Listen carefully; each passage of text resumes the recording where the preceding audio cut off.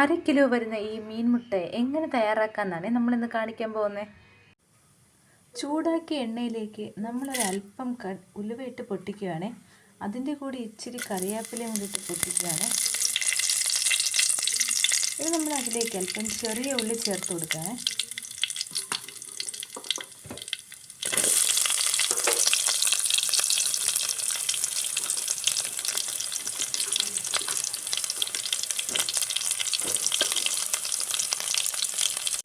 അല്പം ഇഞ്ചിയും കൂടി ചേർത്ത് ഇതിനെ നന്നായി ഇളക്കിയ ശേഷം നമ്മൾ നേരത്തെ കാണിച്ചില്ലേ, അതിന് നമ്മൾ അലുവ കഷ്ണം പോലെയുള്ള നല്ല മുട്ടയാക്കി കട്ട് ചെയ്തെടുത്തിട്ടുണ്ട്.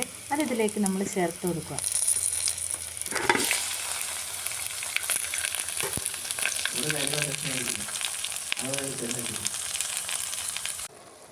അപ്പോൾ നമ്മുടെ മീൻമുട്ട ഇവിടെ നല്ലപോലെ വെന്ത് വന്നിട്ടുണ്ട്.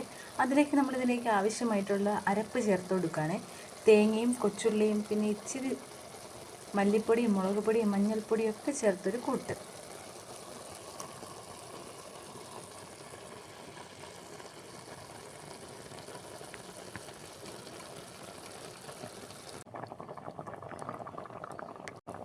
നല്ല പോലെ തിളവന്ന ഈ കറിയിലേക്ക് അല്പം കടുതാളിച്ച് ചേർക്കാമേ.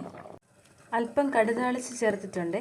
ഇതെല്ലാം കൂടി ഇളക്കിയിട്ട് നല്ല ചൂട് ചോറിൻ്റെ ഒപ്പം ഈ കറിയും കൂട്ടി ഒരു പിടിയുണ്ട് കേട്ടോ. അസാധ്യ ടേസ്റ്റ് തന്നെയാണ് കേട്ടോ.